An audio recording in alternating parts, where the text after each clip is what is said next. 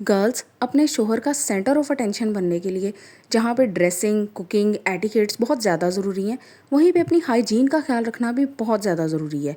इसलिए आज मैं आपके साथ वो टिप्स शेयर करूँगी जो आज से पहले आपने कभी नहीं सुनी। First and most important point is hit his subconscious. किसी के लाशऊर में रहना एक आर्ट है, यानी कि अगर कोई सो भी रहा है ना तो वो आपके बारे में ही सोच रहा हो। इस चीज़ को कैसे अचीव किया जा सकता है? सबसे बड़ा मेमोरी ट्रिगर स्मेल होती है। किसी भी चीज़ को अगर आपने याद करना है ना तो उससे जुड़ी हुई फ्रेग्रेंस आपको 1 मिनट से पहले वो पूरा इवेंट याद करवा देती है। इसलिए अपना कोई भी सिग्नेचर सेंट अपने हस्बैंड के पिलो पे थोड़ा सा स्प्रे कर दिया करें। जो लोग इस चीज़ के बारे में ये कहते हैं इससे बाल सफ़ेद हो जाते हैं, इससे पता नहीं क्या क्या हो जाता है, भाई ये सारी मिथ्स हैं। कुछ भी नहीं होता। इररेलेवेंट और मिस इन्फॉर्मेशन ना स्प्रेड किया करें। प्रीमच्योर ग्रे हेयर्स की अपनी रीजंस होती हैं, उसके ऊपर ऑलरेडी वीडियो अपलोड हो चुकी है, उसका लिंक डिस्क्रिप्शन बॉक्स में डाल दूंगी, लाजमी चेक करें। सोल्यूशंस भी और कॉजेज भी। Next is feet freshness trick. मैं अपनी पिछली कुछ वीडियोस से काफ़ी ज़्यादा एम्फेसाइज कर रही हूँ फीट केयर के ऊपर, क्योंकि मैंने नोट किया है कि आप लोगों का सारा ध्यान बॉडी वाइटनिंग के ऊपर, हेयर केयर पे या फिर हाथों पे, इन चीज़ों पे, लेकिन पाँव का कोई ख्याल ही नहीं रखता। आपको पता है पाँव आपकी पर्सनैलिटी में बहुत बड़ा रोल प्ले करते हैं, इसलिए उनकी क्लीनलीनेस तो आपने लाजमी मेंटेन करनी है। और साथ ही साथ एक स्पेशल ट्रिक जो आज से पहले आपने कभी नहीं सुना होगा लेकिन वाकई वर्क करता है। आपने अपना रोल ऑन सिर्फ अंडर आर्म्स के लिए नहीं रखना, उसको थोड़ा सा अपने क्लीन फीट के ऊपर भी अप्लाई किया करें। गंदे बिल्कुल ना हो, अदरवाइज बैक्टीरिया ट्रांसफर होंगे। फिर आप देखना आप खुद भी बहुत कॉन्फिडेंट फील करेंगी और पाँव से अच्छी खुशबू आएगी। क्योंकि चाहे जितनी मर्जी सफाई रख ली जाए, गर्मियों में पसीने की वजह से पाँव से बदबू आना शुरू हो ही जाती है। Okay, next is divine fragrance. Shampoo तो सभी करते हैं और उसकी जो एक माइल्ड प्लेजेंट स्मेल होती है वो कितनी देर तक रहती है आपको आइडिया है ना? आप जितना ही मर्जी कोशिश कर लें लेकिन वो fragrance at the end of the day ख़त्म हो जाती है और इवेंचुअली फिर वही ग्रीस, स्मेल, डर्ट और वो चीज़ें बिल्डअप हो जाती हैं।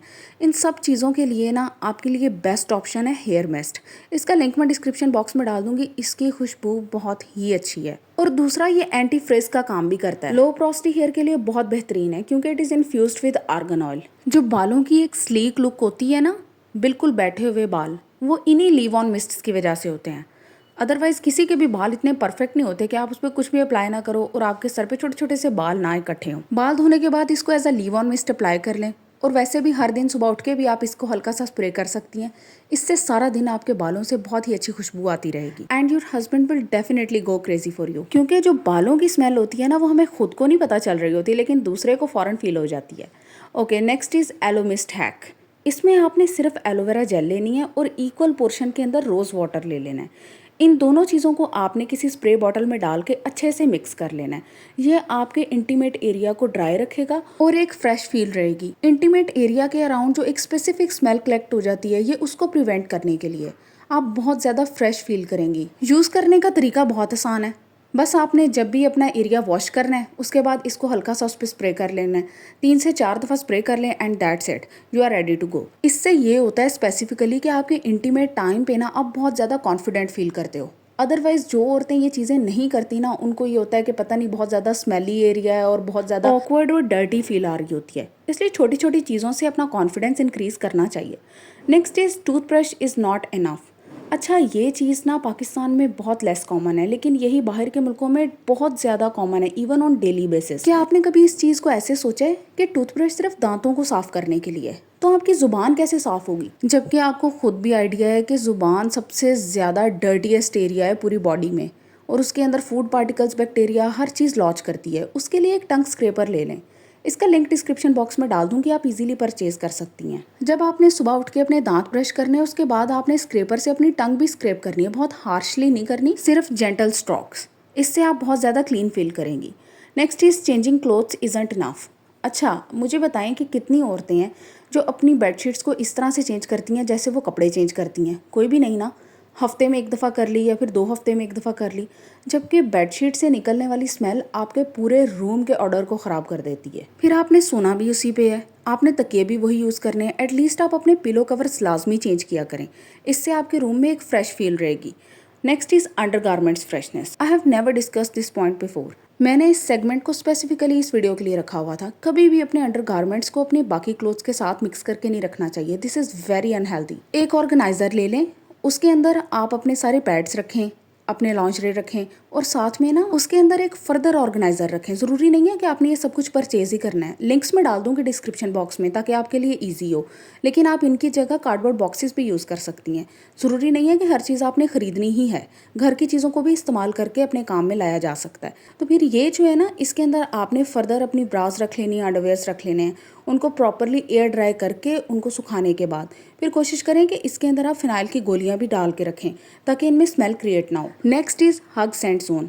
वैसे तो टिपिकली आप अपनी रिस्ट पे अप्लाई करते हैं या फिर अपने कपड़ों पे परफ्यूम डायरेक्टली अप्लाई कर लेते हैं, लेकिन हस्बैंड के लिए ना आपने स्पेसिफिकली अपने नेक के अराउंड परफ्यूम स्प्रे करना है। क्योंकि ये एरिया हाईली वॉस्कुलर होता है, इसलिए यहाँ पे फ्रेग्रेंस बहुत देर तक रहती है। और टिपिकली जब भी हम किसी से हग करते हैं तो मोस्टली हमारे नेक का एरिया उनके नोज के करीब होता है, तो इसलिए इन चीज़ों को ना, छोटी छोटी चीज़ों को खुद ही अपने जहन में रखना पड़ता है। गर्ल्स, मैंने इस सेम टॉपिक के ऊपर ऑलरेडी बहुत ही डिटेल्ड वीडियोस अपलोड की हुई हैं, उनका लिंक डिस्क्रिप्शन बॉक्स में डाल दूंगी, लाजमी चेक करें। एक और बात, कभी भी किसी को ब्लाइंडली फॉलो नहीं करते। यूट्यूब पे इस टाइम मोस्टली जो लेडीज़ है ना पाकिस्तानी, वो सिर्फ दूसरों का कंटेंट कॉपी करके अपने लिए वीडियोस बना रही हैं, बस उन्हें खुद कुछ नहीं पता। इधर मेरी वीडियो वायरल होती है और साथ ही सारी दुनिया भेड़ बकरियों की तरह उसके ऊपर वीडियोस बनाना शुरू कर देती है विद जीरो नॉलेज। कुछ पता नहीं है, बस देखो और बनाई जाओ। इसलिए ना आप थोड़ा केयरफुल रहा करें। Next is Neem leaves freshness.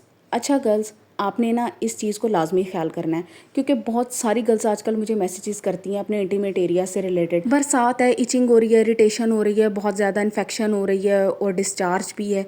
तो इन चीज़ों के लिए सबसे पहले आपने अपनी हाइजीन का ख्याल रखना है। उसके ऊपर ऑलरेडी वीडियो अपलोड हो चुकी हुई है, उसका लिंक डिस्क्रिप्शन बॉक्स में डाल दूंगी, लाजमी चेक करें। फिर नेक्स्ट आपने अपने अंडर गारमेंट्स की हाइजीन का ख्याल रखना है। प्रोसीजर बहुत सिंपल है। नीम के पत्तों को पानी में बॉईल करके उसे अच्छी तरह पानी को कूल डाउन करना है, नीम के पत्ते निकाल देने हैं और उससे अपने कपड़ों को धोना है और बाद में एयर ड्राई करना है। इससे आपके अंडर गारमेंट्स ह्यूमिड नहीं होंगे। Okay, next is smoothness to remember. Girls, मैं आपको एक स्टोरी सुनाती हूँ। मैं एक हॉस्टलाइट रही हूँ और वहाँ पे ना मेरी एक क्लास फेलो थी। सलाम लेते हुए ना एक दो दफ़ा उसके हैंड्स मेरे हैंड्स के साथ टच हुए और उसके हैंड्स इतने स्मूथ थे, ऐसे लगता था जैसे कोई रोज़ पेटल है। मैंने कभी किसी के इतने स्मूथ और सॉफ्ट हैंड्स नहीं देखे। और पता है वो क्या करती थी? कुछ भी नहीं, सिर्फ अपने हाथों को मॉइस्चराइज रखती थी। उसने अगर दिन में 20 दफ़ा वॉशरूम जाना है ना, तो उसने आने के बाद ना अपने हाथ धोने के बाद फौरन मॉइस्चराइजर अप्लाई करना। पता नहीं अब ये चीज़ उसकी फैमिली में थी, उसने अपनी मदर से सीखी थी या कहाँ से, लेकिन ना इसके रिजल्ट्स बहुत प्रॉमिसिंग है। उसके हाथ वाकई मुझे आज तक याद है, उनकी सॉफ्टनेस, उनकी स्मूथनेस। मैं सोचती होती थी इसका जो हस्बैंड होगा ना वो बहुत ही लकी होगा। खैर उसने एक क्लास फेलो के साथ ही शादी कर ली थी and that was such a stupid decision. खैर वो उसका अपना डिसीजन है, मैं कौन होती हूँ इस चीज़ के ऊपर बात करने वाली, लेकिन अब चूंकि हम बातें कर ही रहे हैं तो इसलिए चीज़ें याद आ रही हैं। Last but not the least, girls, एक दूसरे के लिए ना सुकून का बाइस बने। एक्सटर्नल अपीयरेंस को बेटर करने के लिए इंसान जितनी मर्जी एफर्ट पुट कर ले, अगर वो एक दूसरे के सुकून का ख्याल नहीं ना रख रहा तो फिर आपकी मैरिड लाइफ डिस्ट्रॉयड है। आप अपने हस्बैंड्स के साथ भी ये वीडियो लाजमी शेयर करें, क्योंकि ये चीज़ें ना एक दूसरे से कम्युनिकेट करने से सामने आती हैं। आप उनके सुकून का ख्याल करें, वो आपके सुकून का ख्याल करें, फिर आपकी ज़िंदगी बहुत खुशगवार होगी। यकीन करें, आजकल के दौर में ना सुकून से बड़ी नेमत कोई भी नहीं है। आपके पास दुनिया की हर आसाइश है, लेकिन अगर आपका दिल मुतमईन नहीं है ना और आप हर वक्त सोचों में हो, तो फिर किसी चीज़ का कोई फ़ायदा नहीं है। गर्ल्स, दो लोग जब साथ में रहते हैं ना तो ऊंच नीच हो ही जाती है। कहीं पे भी ऐसा नहीं होता कि दो लोग साथ रहें और उनकी आपस में लड़ाई ना हो। एक दूसरे के साथ जब ज़िंदगी गुजारनी है तो दरगुजर करना सीखना पड़ेगा। अगर आप माफ़ नहीं करोगे ना तो फिर आप चल नहीं सकते। जब आपके दिल में दूसरे को लेके नफ़रत होगी या कोई ऐसी बात रह जाएगी जिससे आप मुसलसल दुखी होगे, तो इससे उसको कोई फ़र्क नहीं पड़ेगा। मसला आपके लिए बनेगा। ना आप अपने दिल में मोहब्बत को जगह दे सकोगे और ना ही अपनी ज़िंदगी में सुकून को जगह दे सकोगे। इसलिए माफ़ करना बहुत ज़रूरी है। ज़िंदगी नाम ही इन्हीं चीज़ों का है। कभी हालात बहुत अच्छे होते हैं, कभी बहुत बुरे होते हैं, लेकिन एक दूसरे के लिए सुकून का रास्ता कभी भी नहीं बंद करना चाहिए। फिर एक बहुत ही कॉमन गलती है जो हर औरत कर रही होती है, कभी भी अपने बच्चों के सामने अपने शोहर की बुराई नहीं करनी चाहिए। ये चीज़ जब आपको ज़िंदगी में समझ आती है ना, तब बहुत देर हो गई होती है और ये चीज़ें हमें कोई वक्त पे समझाता ही नहीं है। असल में होता क्या है कि हम अपने बच्चों के सामने इन चीज़ों का रोना धोना करते रहते हैं। हमें लगता है कि हम तो सिर्फ शेयर कर रहे हैं, हम तो सिर्फ अपने दिल का बोझ हल्का कर रहे हैं, लेकिन एक्चुअली बच्चे का ना जहन तैयार हो रहा होता है। वो अपने बाप के लिए अपने दिल में नफ़रत पैदा कर रहा होता है और जब वो बड़ा हो जाता है और इस काबिल हो जाता है कि अपने बाप को आगे से जवाब दे सके, तब आपको पछतावा होता है, क्योंकि फिर वो बाप ना इन सारी चीज़ों को आपसे लिंक करता है और वो आपसे मज़ीद नफ़रत करता है। आपकी ज़िंदगी मज़ीद मुश्किल हो जाती है। तो वक़्त के साथ साथ अपनी ज़िंदगी को आसान बनाना है, मुश्किल नहीं करना। उसके लिए आप वक्ती तौर पे कड़वा घूंट पी लें। वक्ती तौर पे जो भी आपका दिल दुखा है, कुछ भी है ना, उसको अपने और अल्लाह के दरमियान रखें। अपने बच्चों के साथ इस तरह की चीज़ें कभी भी शेयर ना करें। इससे ये होगा कि जब बच्चे समझदार हो जाएंगे, बड़े हो जाएंगे और अपने बाप की उसी तरह से इज्जत करेंगे जिस तरह बाप का हक है, तो फिर बाप के दिल में ना आपकी जगह बहुत बढ़ जाएगी और जो कुछ उसने ज़िंदगी में आपके साथ किया होगा उसे उस पर बहुत ज़्यादा पछतावा होगा। लेकिन यही अगर आप वक्ती तौर पे अपने बच्चों के सामने भड़ास निकाल देंगे तो इसका किसी को कोई फ़ायदा नहीं है। वो बच्चे अपने बाप के प्यार से भी महरूम रह जाएंगे और आप अपनी ज़िंदगी में सुकून से महरूम रह जाएंगी। इसलिए इस बात का ख़ास ख्याल रखें। फिर अक्सर ऐसा होता है कि बहुत सारी चीज़ें घर में ऐसी हो रही होती हैं जो हमें पता होता है कि हम अपनी अकल से इन्हें बेहतर कर सकते हैं, लेकिन चूंकि हमारा शोहर हमारी बात नहीं सुनता, वो किसी और के पीछे लगा होता है या फिर वो किसी की भी नहीं सुनता, तो उस वजह से ना मामलात ख़राब हो रहे होते हैं। इस चीज़ में ना आप उसको पुश नहीं कर सकते, आप उसके पीछे नहीं पड़ सकते, आप उससे लड़ नहीं सकते कि तुम मेरी क्यों नहीं सुनते, मेरी क्यों नहीं सुनते। आप ना इस तरह के मामलात में सिर्फ खामोश रहो। उसको वो नुकसान उठा लेने दो जिसका वो हकदार है। जब एक दफ़ा वो अच्छी तरीके से अपने किए हुए फ़ैसलों से गुजर जाएगा ना, उसके बाद वो देखेगा आपको, क्योंकि आप कभी बोले नहीं होगे। आपने सिर्फ खामोशी से अपने मामलात को अल्लाह के सुपुर्द करके चलते जाना है। आपने अपने मामलात में कोई कोताही नहीं करनी। और जब आप अपने फ़ैसले बहुत अच्छे से लोगे ना और आपके अपने फ़ैसलों के अंदर पुख्तगी होगी, तब वो आपसे मशवरा लेगा और उसके बाद फिर वो किसी और की तरफ नहीं देखेगा। उसके बाद वो सिर्फ हर चीज़ में आपका ही मशवरा चाहेगा, क्योंकि ख़ास तौर पे बच्चे पैदा होने के बाद हर आदमी को इस चीज़ का अंदाज़ा हो जाता है कि उसकी बीवी ही वो वाहिद औरत है जो उसके घर के लिए सबसे बेहतरीन फ़ैसला ले सकती है, क्योंकि हर माँ वही फ़ैसला लेती है जो उसके बच्चों के लिए बेहतरीन होता है और बच्चे इसी घर का हिस्सा हैं। इसलिए वो कभी भी ऐसा कोई भी डिसीजन नहीं लेती जिससे उसके बच्चों की ज़िंदगी के ऊपर कोई गलत असर पड़े। अगर उसने अपने घर को बनाना है, संवारना है, वो भी बच्चों के लिए। अगर उसने बचत करनी है, वो भी बच्चों के लिए।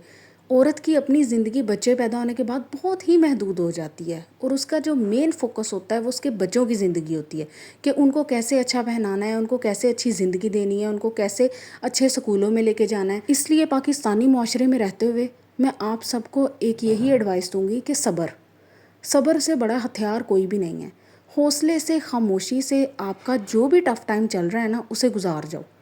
एक दफ़ा ये वक़्त गुज़र गया, आपका सब्र आपके काम आएगा। अगर आप शुरू में चीखोगे, चिल्लाओगे, बोलोगे, आपकी सारी ज़िंदगी मुश्किल रहेगी। लेकिन अगर आप शुरू में सिर्फ सब्र करोगे और चीज़ों को देखोगे और अपने वक़्त का इंतज़ार करोगे ना, तो फिर आपको कोई भी नहीं गिरा सकता। इसलिए गर्ल्स, आज की वीडियो का जो टेक अवे मैसेज है ना, वो है पेशेंस। अपने अंदर सब्र और तहम्मुल पैदा करें। इस तेज़ रफ्तार दौर के अंदर सब्र से बड़ी ताकत और कोई भी नहीं है। Thank you.